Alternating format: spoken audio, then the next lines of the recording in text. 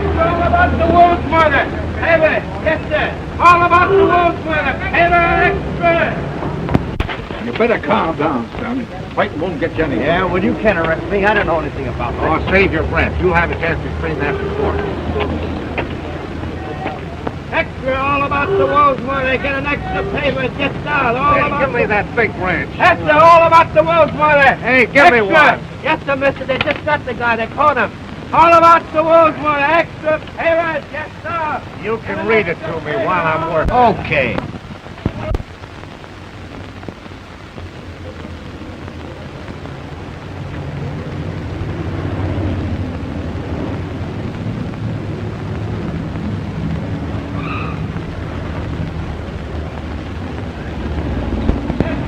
Say, that guy looks like he's seen everything anyhow. Well, the old guy's troubles are over now. Gee, swell-looking dame. Much younger than the old boy. Say, that guy ain't no murderer. How do you know? Well, look at the face. Intelligent forehead and a swell pair of eyes. You can't tell by the face and eyes. Why, only last week they're telling me about it.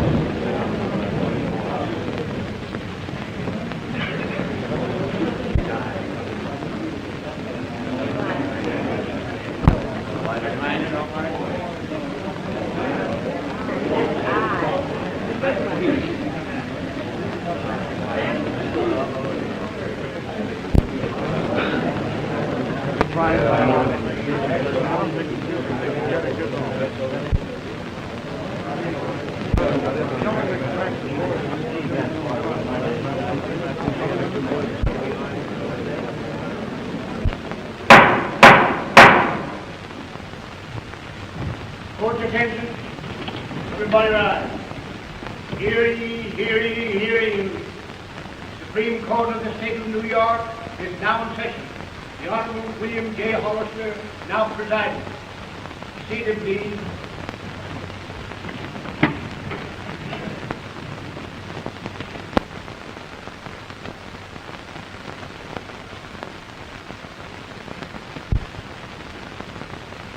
The prosecution may state its case.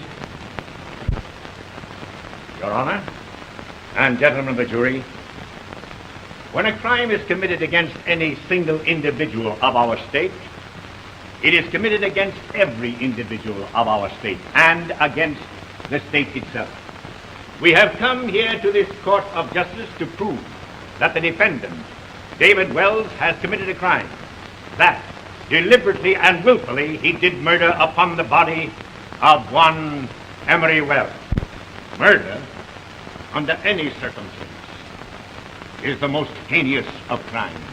But, gentlemen of the jury, when a man with malice aforethought wantonly commits such a crime upon his own flesh and blood, upon one whom he should respect and honor and revere, I cannot find a word strong enough to describe such a deed. Gentlemen, the state is going to prove that David Wells planned to kill and then did kill his own father. The state is going further than that. It is going to prove that this crime, without a single extenuating circumstance, was committed solely for a mercenary purpose. I am not now going to outline the state's case for the reason it's so obvious, so simple, and so completely convincing that I want you, gentlemen of the jury, to hear it as I first heard it from the testimony of the witnesses. I do not have to give you a picture of the events that led up to and immediately followed the crime.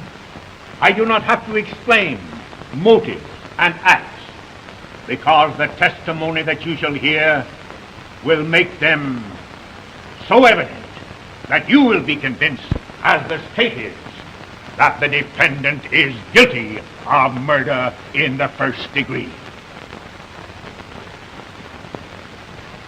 Call the first witness.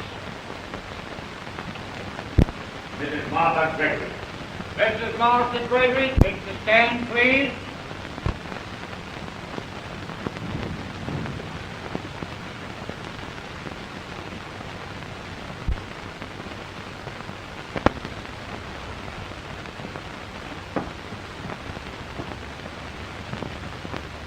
Raise your right hand. You solemnly swear the evidence you're about to give in this case to be the truth, the whole truth, and nothing but the truth, so help you God. I do. What's your name? Martha Gregory. You may sit down. Mrs. Gregory, what's your occupation? I was Emory Wells' housekeeper. Were you in the home of Emory Wells on October 2nd last? Yes, sir. You tell us in your own words, Mrs. Gregory, just what took place on the evening of October 2nd. Nothing very unusual happened until about 15 minutes after 9. I was at the linen closet, not far from the door to Mr. Wells' study.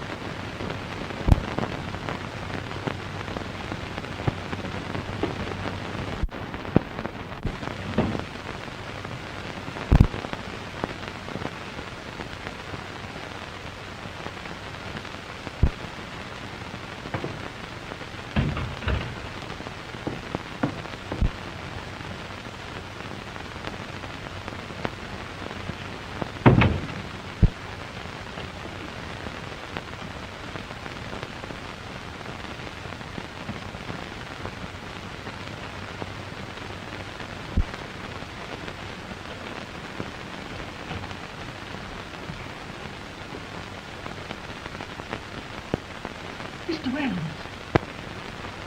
Mr. Wells!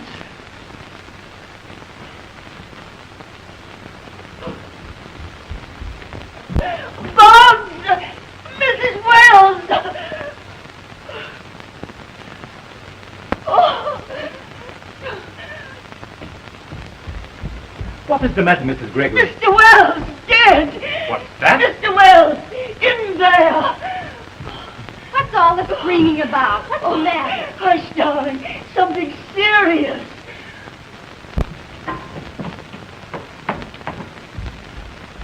Why, what's the matter? Boggs, phone the police. Warren, what's happened? Is it Emory? Yes.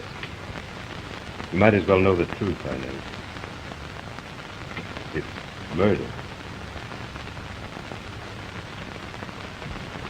Etta, get some smelling salts and ammonia quickly.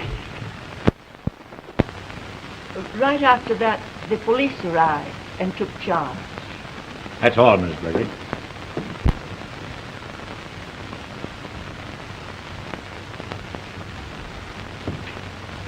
Mrs. Gregory, why did you delay? After you thought you heard revolver shots, why did you delay going into the study? I was afraid. Afraid of what? I was afraid that something might have happened to Mr. Wells.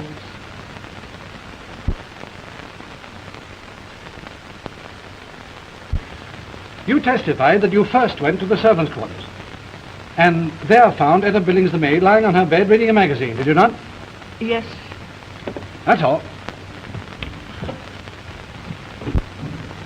Raymond Boggs, take the stand, please.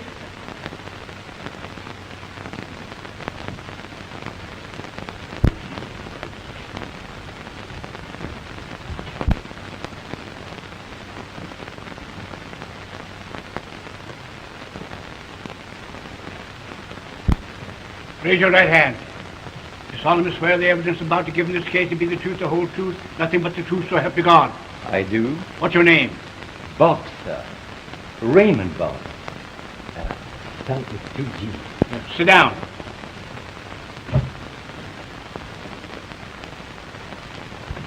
Raymond Boggs, what's your position in the home of Emory Wells? I am the butler, sir. Tell us what happened there on the afternoon and evening of October 2nd. Early in the afternoon, I answered the telephone. It was Mr. Wells' son, David. It was the first time Mr. David had called in many months.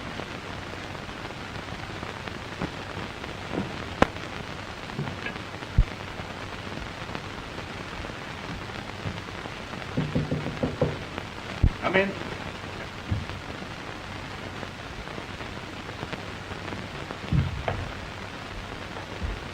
Mr. David is on the telephone, sir.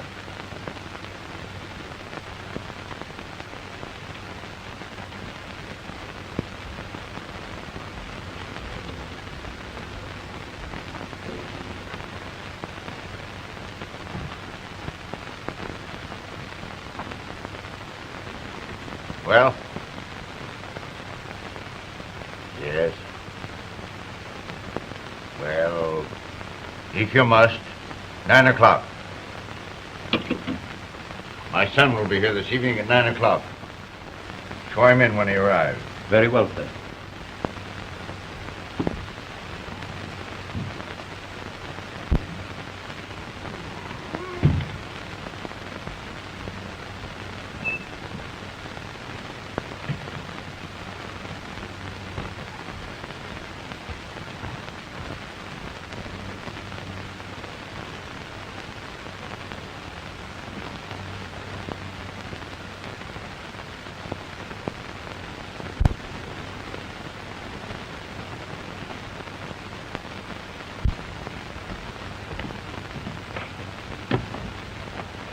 How do you do, Mr. David? Hello, Boggs.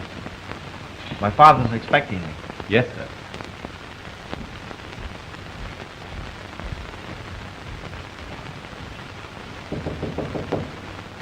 Come in.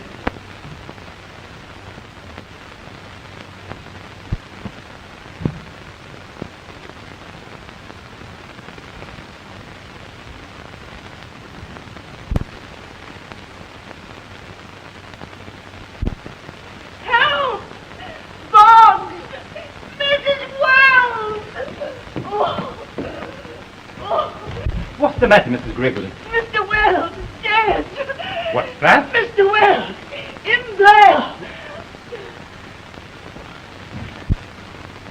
And then Mr. Slade went into the room and found that Mr. Wells was dead.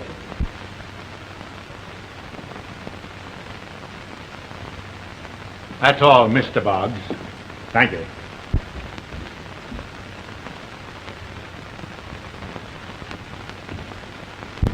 And when Mrs. Gregory's cry summoned you, just where did your path lead you? Into the lower hallway, sir. The living room is on one side of the hall, and the library on the other, is it not? Yes, sir. Now tell the jury just what you saw in the hall. Mr. Slade was crossing the hall from the foot of the stairs. Mrs. Wells didn't come down until later. Mr. Slade then was downstairs, and Mrs. Wells was coming down, is that it? Why, yes, sir. That's correct. I see. That's all. Mr. Warren, Slade will take the stand, please.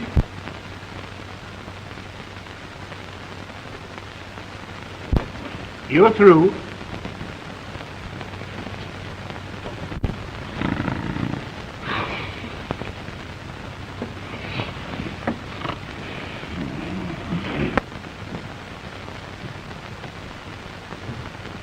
Solemnly swear the testimony about you giving this case to be the truth, the whole truth, and nothing but the truth, so help you God. I do. What's your name? Warren Slade.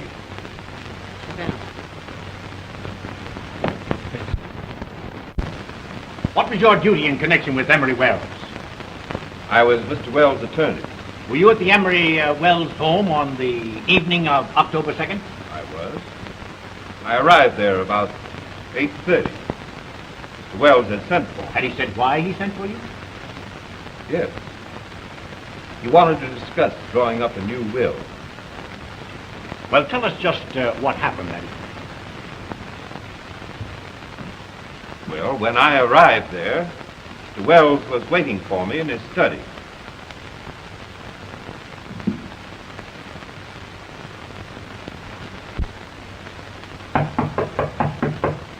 Come in. Good evening, Mr. Wells.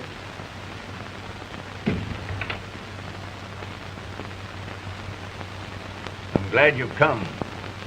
David will be here in a short time. I want him to witness my new will. Why, but you didn't ask me to draw a new will, Mr. Wells. I wrote it myself. I knew what I wanted. Well, does the new will establish the trust fund of $100,000 for David? I'm canceling that. He gets $1, and that's all he will ever get. And another thing, I've changed most of the terms of my old will, and my servants won't get 1 penny of my money. Well, do you realize what you're doing? I know perfectly well what I'm doing. I've canceled all the bequests of the old will, and if you...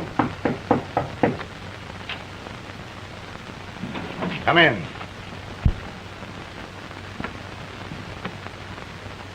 Good evening, Mr. Slade. Good evening, David. Good evening. Well, I'll leave you two gentlemen. Just wait for me, Slade. There's something else I want to see you about. All right, Mr. Wells.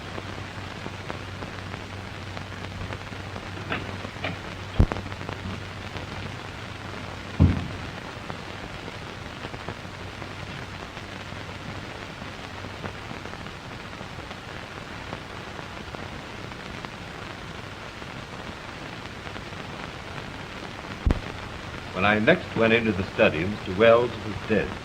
Had Mr. Wells signed the new will? Not that I know of. At least it's never been found. As there is no evidence that the new will had been signed, the previous one will still stand. Is that right? Correct. Yes. And the trust fund of $100,000 for David Wells remains? It does. That's all.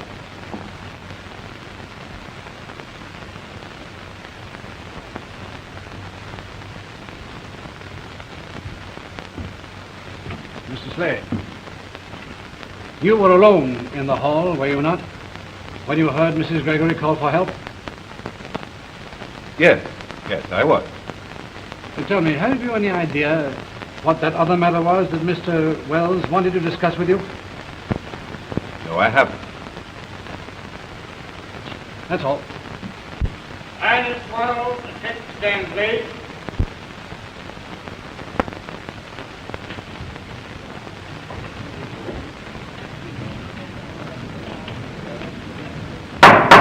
Order in the court, please.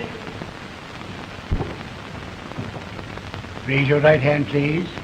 Left hand on the book. You solemnly swear the testimony you're giving in this case to be the truth, the whole truth, and nothing but the truth, so help you God. I do. And what is your name? Mrs. Inez Wells. Sit down, please.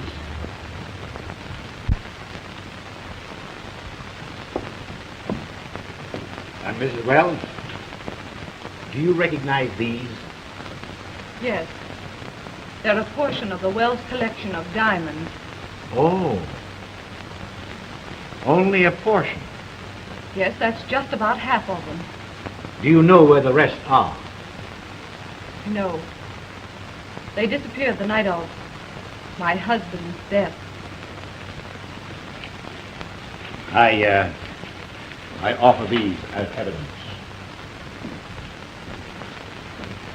Mrs. Wells, how long since David Wells resided at your husband's house? About 3 months. Why did he leave? David and his father quarreled. Oh, they quarreled.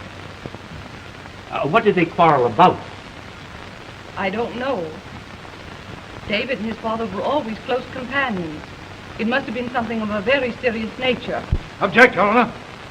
The witness is giving opinions, not facts. Objection sustained. Strike out the last question and answer. That's all, Miss Wells. Thank you.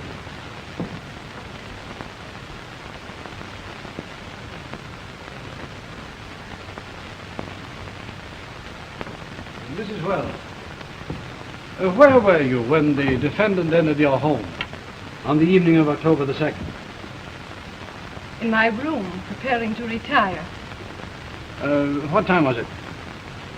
About 9 o'clock. Do you generally prepare to retire as early as 9 o'clock? No. Yes, I had a headache that night. Did you remain in your room until you heard Mrs. Gregory's cries for help? Yes, I did.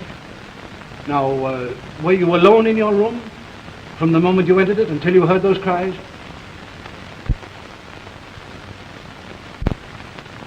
Were you, Mrs. Wells? No. Oh. Then someone came into your room. Mr. Slade came upstairs after he left Mr. Wells. Mrs. Wells, why did you receive your husband's attorney in your room when you were preparing to retire? I wanted to ask his advice about some stock I intended to purchase. How long did Mr. Slade remain in your room? Until we heard the noise from downstairs. What did the noise sound like? It might have been revolver shots? Yes, as though something heavy might have fallen, or a report, or... Yes, like a revolver shot. I see.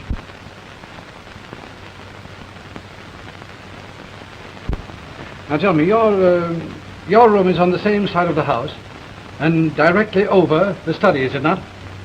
Yes. Did you see anyone cross the grounds after the noises you heard? I couldn't see. No. Perhaps the blinds were drawn over your windows. Yes, they were.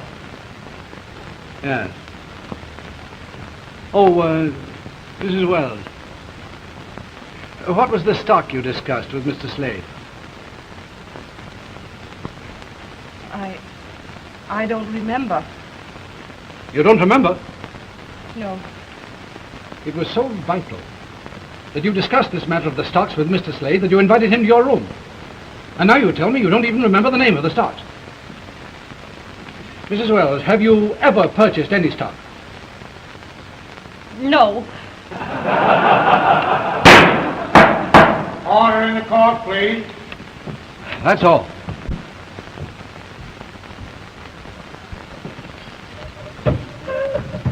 I know where I find them.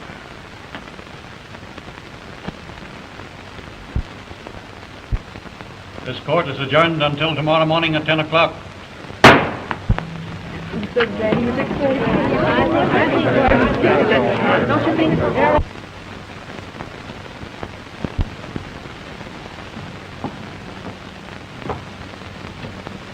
Raise your right hand. Put your left hand on the book. You solemnly swear the evidence you give in the case be the truth, the whole truth and nothing but the truth, to help your God. I do. And what's your name? Etta Billings. Sit down. Miss Billings, on October the 2nd, what was your occupation? I was downstairs maid in Mr. Wells' home. Tell the jury what you heard and saw on that evening. I finished my work about 9 and thought I'd go out for a breath of fresh air.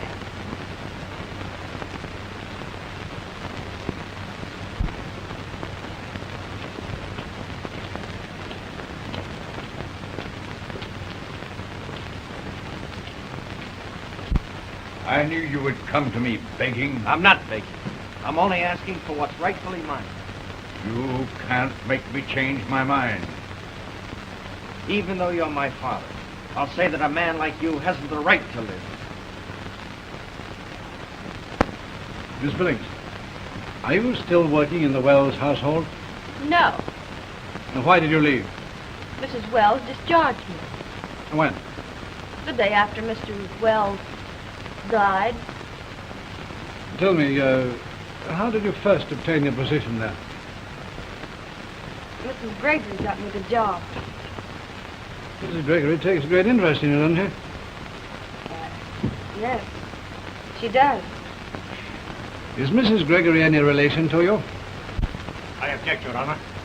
This line of questioning has no bearing on the case. What does counsel desire to prove by this line of questioning? Your Honor, there will be reasonable doubt as to the defendant's guilt if it can be proved that there were others who had motive and opportunity to commit the crime, especially as no direct evidence has been submitted regarding the actual moment at which the defendant left his father's study. Objection overruled. Counsel may proceed. I'll ask the question again.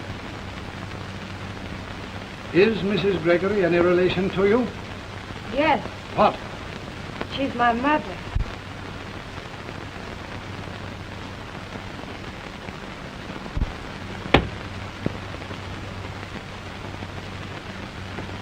In her testimony, your mother spoke of being afraid.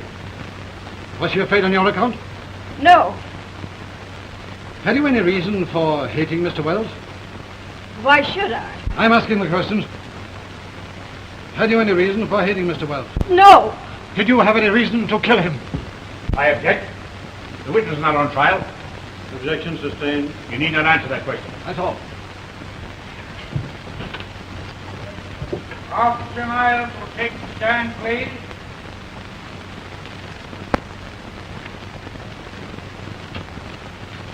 You solemnly swear the testimony you're about to give in this case to be the truth, the whole truth, and nothing but the truth, so help you God. I do. What's your name? John Shannon Myles. Officer Miles, where did you do duty on October 2nd last? In Forest Hills. Did anything unusual happen near 57 Claiborne Drive that night? Yes, it did.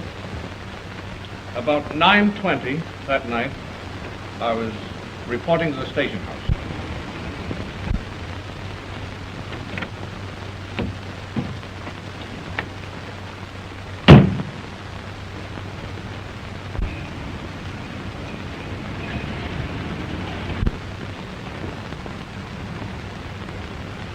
Maybe you don't know it's nighttime, young fella. Where are your parking lights?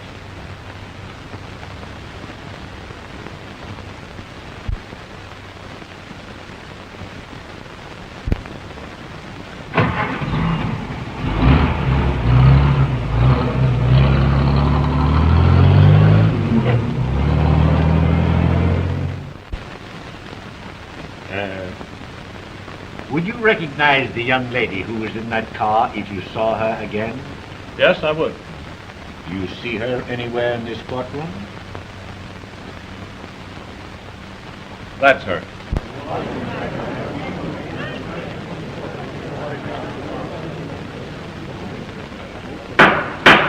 Order in the court, please. That's all.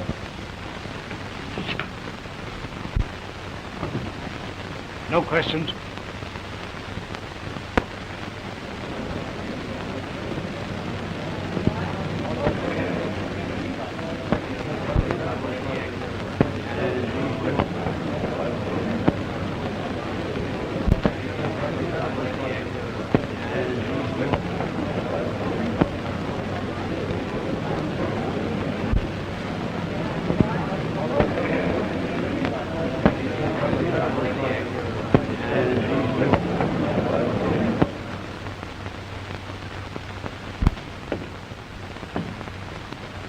Lieutenant Elkins, you're on the homicide squad, are you not? Yes, Did you arrest David Wells? I did. Explain the circumstance under which the arrest was made. Well, the night that Emory Wells was killed, we couldn't find any trace of young Wells. But the next morning, I was making the rounds of the railroad stations and picked him up.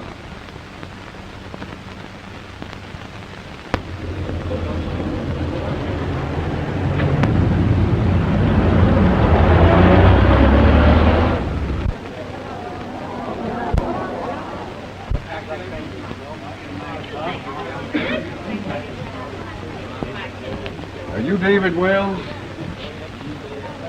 Oh, yes. They want you down to headquarters. That can't be. But it is. Making a getaway, eh? Nita, Nevada. That'd be a great place to hide out. 2 tickets. Taking a lady? I don't know what you're talking about. Come along, the chief will tell you all about it. Listen, you can't. I don't know. Captain Elkins, the defense is perfectly willing to concede that Emory Wells met his death by a .32 caliber bullet. But have you found the gun from which that bullet was fired? No. Now, the mere fact of discovering a bullet would have no bearing on who fired the shot, would it? No. That's all.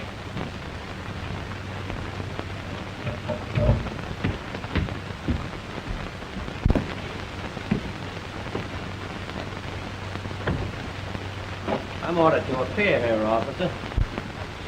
They handed me a subpoena. They want to hear my story. Take off your hat. There he is. Your Honor, this gentleman is a material witness, Mr. Ralph Varney. I'd like to have him testify.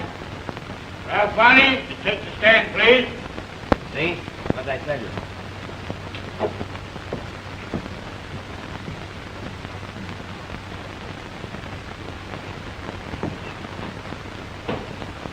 Raise your right hand. To the left Bible. You solemnly swear the testimony you've given this case to be the truth, the whole truth, and nothing but the truth, so help you God. Yes. What's your name? Ralph Varney. Sit down. Mr. Varney, are you a married man? Certainly. Living with your wife? I was until lately. Until when? Exactly. October 2nd. She didn't come home that night. I waited up until about 2 o'clock, and then there wasn't any more music on the radio to keep me awake, so I locked the door and flopped. Your wife didn't come home all night. Is that right? She ain't been home yet. Say, do you know anything a guy can do to make his wife behave? Order in the court! I shall not warn the spectators again. I'll have the courtroom cleared. Proceed. Do you know where your wife was on the night of October 2nd? Yes. With David Wells. That's all. Mr. Varney, just what is your occupation? What? I beg your pardon. Just what do you work at? Oh. Well, I'm right between jobs at the minute. I see. And when you do a job, just what sort of a job do you do? Oh, I sell, Say, you ain't going to use this against me, are you? No. You may answer the question. Well, I sell the real McCoy. I'm sorry, I haven't got a bit right now. They've been knocking all the boats over lately. Oh, that's too bad. You mean you're a bootlegger? Well, I guess that's just what you call it. But I got something good coming up, and I think I'm going to land it. Revenue officer. Splendid.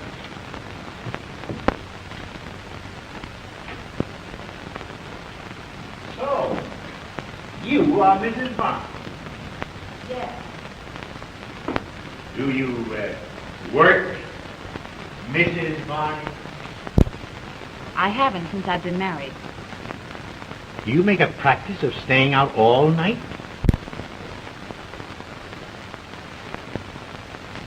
I believe my husband answered that. On the night of October 2nd, you were in a car with the defendant near the Wells home. When you left there, where did you go? I can't say. You mean you refused? I mean, I can't. On October the 3rd, the defendant bought 2 railroad tickets for Nevada. Was one of them intended for you? Yes, I believe it was. And the second one was to be used by the defendant. I can't say. You mean that you're ashamed to say? I'm not ashamed of anything I've done. Not even of associating with a murderer? Object! Counsel is not giving a verdict in this case. I hope I shan't have to warn the prosecutor again to conduct this trial in a manner becoming to his profession. I apologize to the court and withdraw the question. That's all. Gentlemen, the defense is ready to let the case rest on the evidence of one single witness. The only witness who knows the real truth. David Wells will take the stand.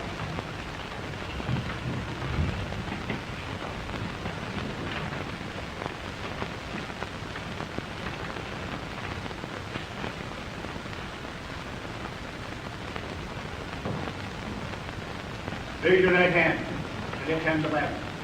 You solemnly swear the testimony about your gift in this case to be the truth, the whole truth, and nothing but the truth, so help you God. I do. What's your name? David Wells. Sit down.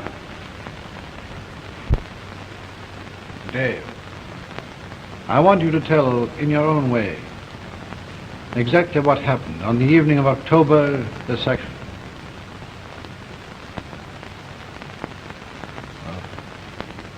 Early that afternoon, I called my father on the telephone. I needed a large amount of money. I explained that to him, and we made an appointment for that evening. It isn't easy for me to tell you why I needed the money, but because of what's happened here, I will.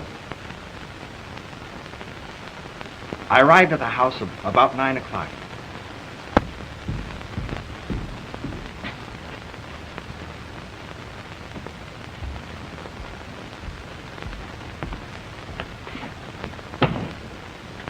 How are you, Mr. David? Hello, Boggs. My father's expecting me. Yes, sir.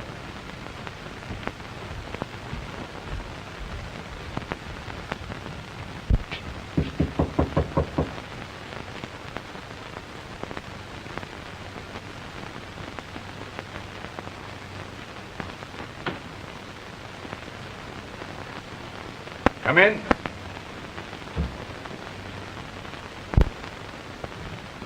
Good evening, Mr. Slade. Good evening, David. Good evening. Well, I'll leave you, gentlemen. Wait for me, Slade. Something else I want to talk to you about. All right, Mr. Wells.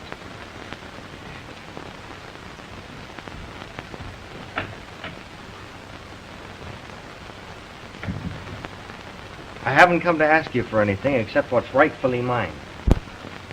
You haven't anything in this house. I beg your pardon, sir. You have the diamonds that were left for my aunt. Half of them were willed to me. And what are you going to do with them? For the first time in my life, I need the money that they'll bring. And I need it badly. That doesn't tell me anything. You want it for a woman, I suppose. Yes. She's married. Oh, all of us make mistakes. And her marriage was one of her mistakes. She can get a divorce only on one condition. She has to buy it. Oh, I'm not ashamed of a decent love. And that's what it is. I want her to be free. I want to buy her freedom. So that we might be married.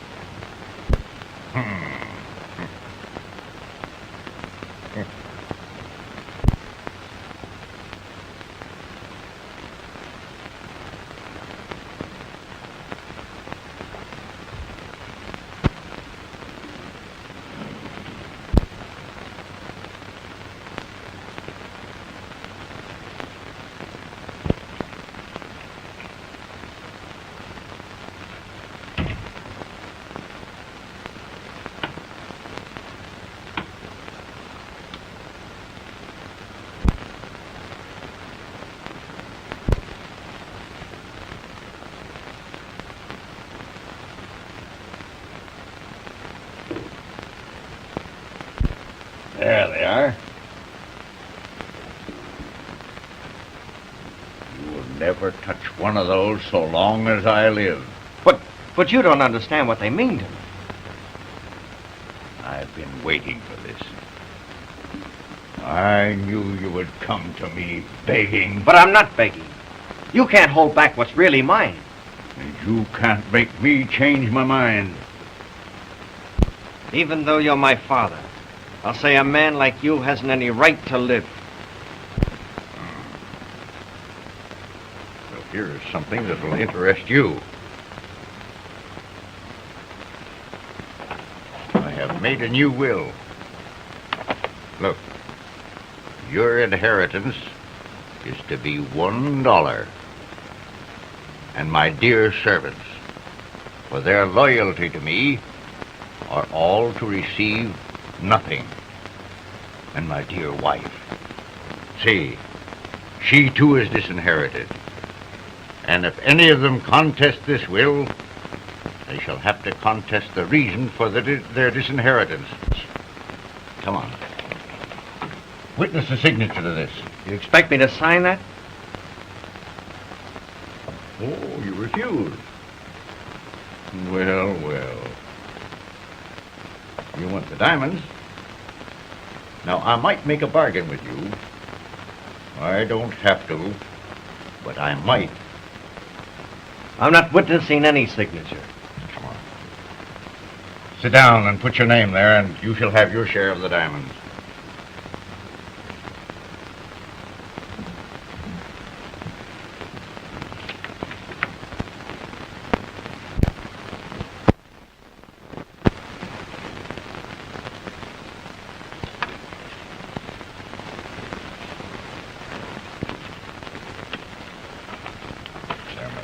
One other signature to this will. One other signature. Could I have my share now? Grace is waiting for me outside. I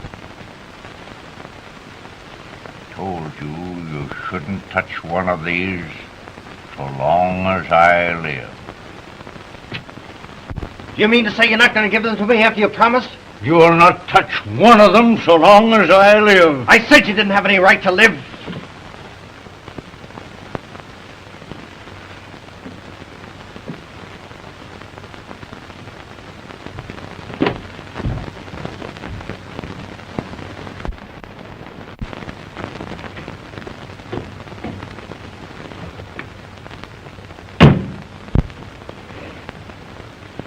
David, did he agree? No. And it's even worse than that.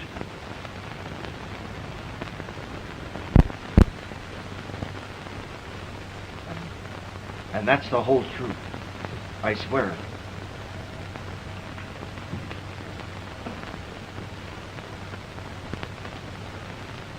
Your witness, Mr. Simpson.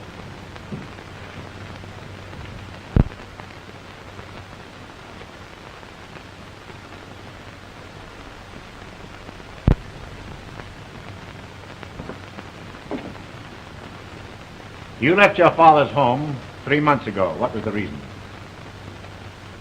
I can't tell.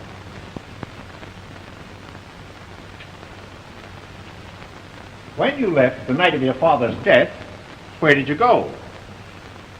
I can't tell. You fear that if the truth were known, other evidence of your guilt might come to light? That isn't true. Or that the missing will or diamonds would be found? No. Or even the revolver with which your father was done to death? No.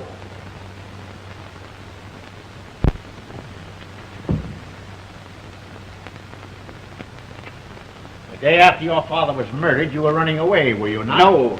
There was only one way left for Grace to secure her freedom. That's why we were going away, to get her divorced. Isn't it true that you were the last person to see him alive? I don't know. But you did say that your father hadn't any right to live. Yes, I did. Then you admit that you killed your father. Why, no, of course not. But he was dead when you last saw him. Yes. No, he was... Well, which do you mean? Yes or no? My father was alive when I left him. Where did you go after you left your father?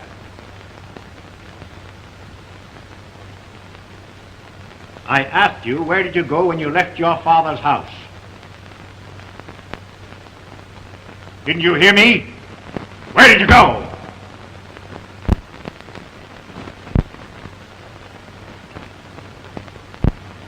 It might be to your advantage to answer that question, my boy.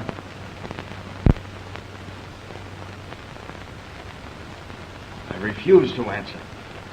Your Honor, I can answer that question. Order, please. Maid, will you take the stand as a witness, madam? Yes. Your Honor, I crave permission to put this woman on the stand for questioning. Granted. You can't question her. I tell you, she doesn't know anything about it. I'll tell the truth about everything. I confess I killed her.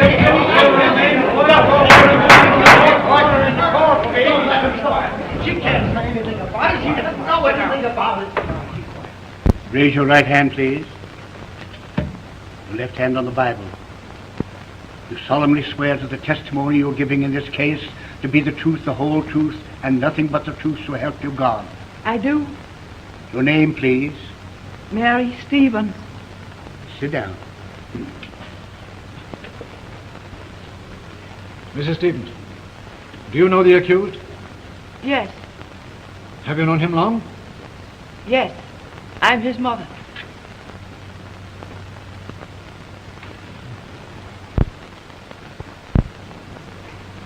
Then you are Mr. Wells's first wife. Emory promised to marry me. Continue, Mrs. Stevens. You may tell the jury in your own words just what you wish them to know. When I first met Emory Wells, I was a maid in the home of his aunt. We became infatuated with each other, but the family would have disinherited him if he'd married a servant. There was a great deal of pride in the Wells family. When David was born, he was a wonderful baby. The family threatened to eject me and the baby from their home so that my boy could have his father's name and the good things that money could buy. I signed an agreement to give him up. I was to go away forever.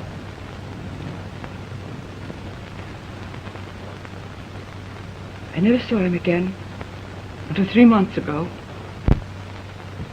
I object, Your Honor, on the grounds that the matter referred to by the witness is incompetent, irrelevant, and immaterial. May it please the court. The defendant has never told even me about his mother. It is impossible, therefore, that I can make a direct examination of the witness. Objection overruled. The witness may continue. You may continue, Mrs. Stevens. You were saying? David's birth and the nervous strain from the treatment I'd received were too much for me. I lost my health. Emory never offered to help me, and being ill, I could only do occasional work.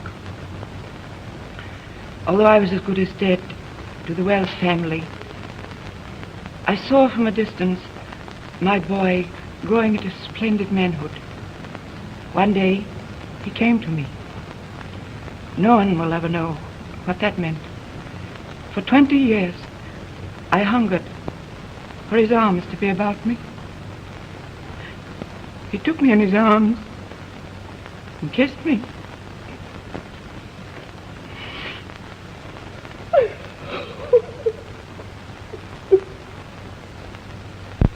Your Honor, I object. This is not testimony. It has no bearing on the case in this court. The witness has stated that she can tell where the accused went after he left his father. Objection overruled. Witness may continue.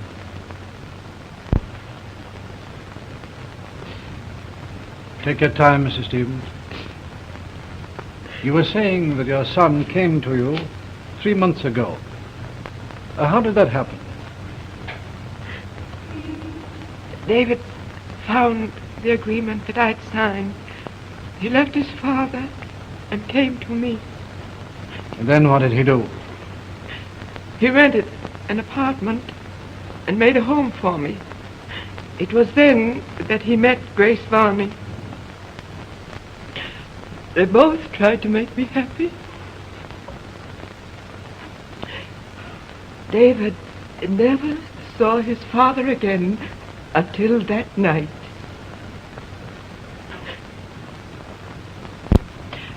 I knew where he was going and followed him.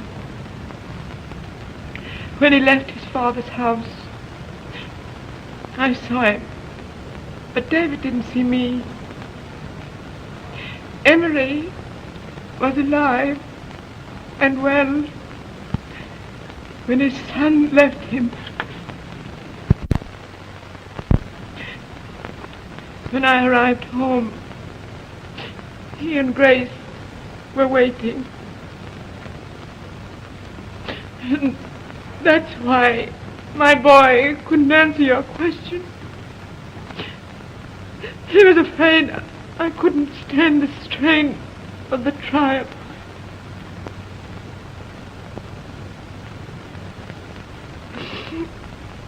The other ticket he bought was for me. He planned on my going away with Grace. You can't condemn a man for something he didn't do. David did not commit the crime. I know he didn't.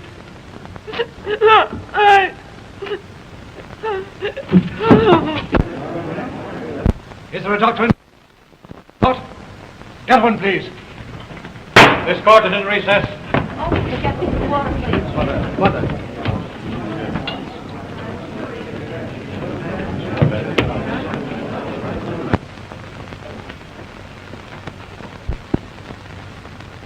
Your Honor.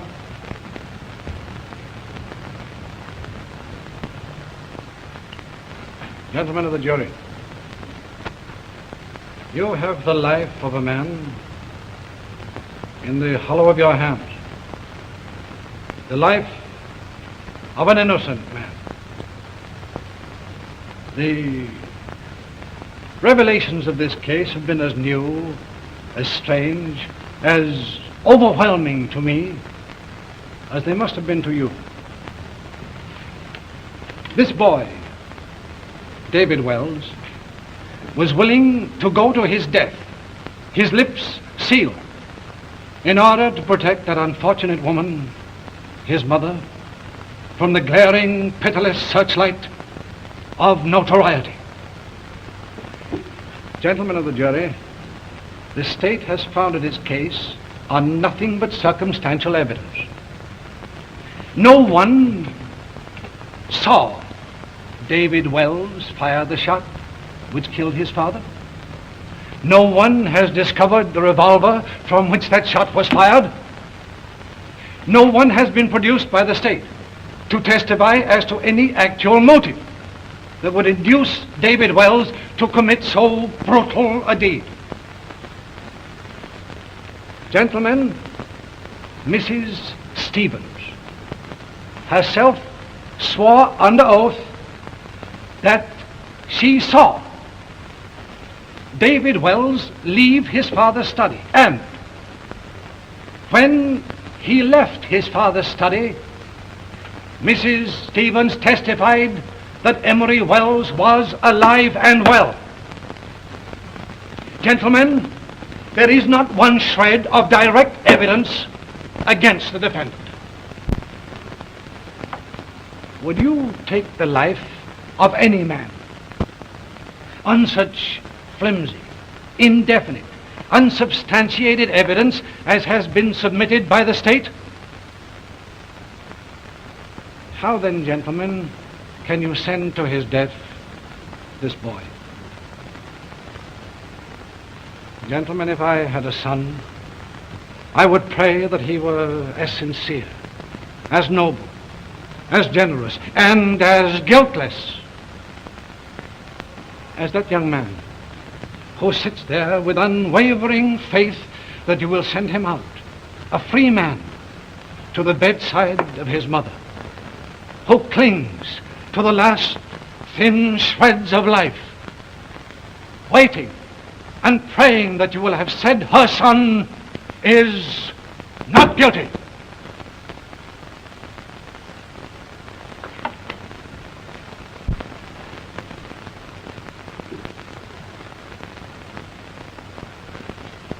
My worthy opponent has made a splendid appeal, because he has appealed to your hearts. But gentlemen, the law knows no appeal to the heart. It must be an appeal to the reason. It is a question of right or wrong. We may sympathize with David Wells, but we cannot absolve him of the crime he has committed. He has broken the law. He has taken the life of his own father, and he must pay the penalty. David Wells went into his father's study and quarreled with him, and in the heat of the argument, after threatening him with death, he did actually kill him. And so I say to you, gentlemen of the jury, there is only one verdict you can bring. You must find the defendant guilty. For only with such a verdict can you keep safe the honor of the citizens of our great state.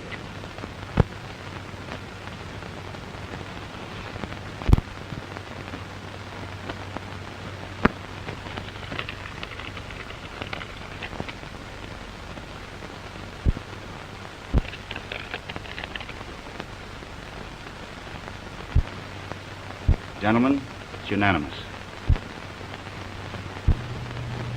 When David left, I went in. I told Emory that I'd make a scandal of everything unless he did what was right. He tried to force me out. Then he reached for a gun and threatened me. I grabbed the gun and shot him. I killed David's father. I took the diamond, burned the will, and then I went home.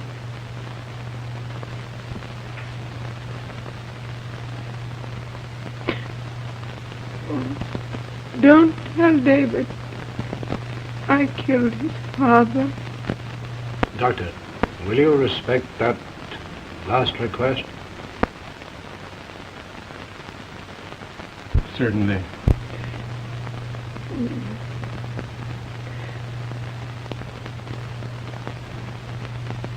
I just wanted a little happiness with my boy. I'm glad it turned out this way. The children will be happy with each other. And I'll be happy too.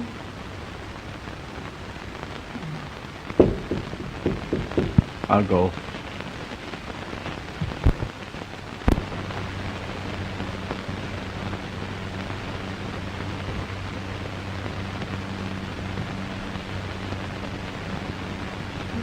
David.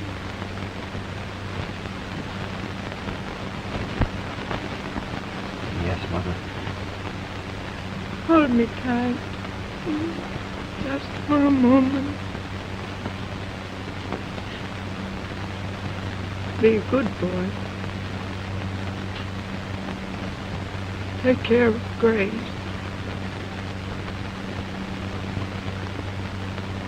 I'm all right.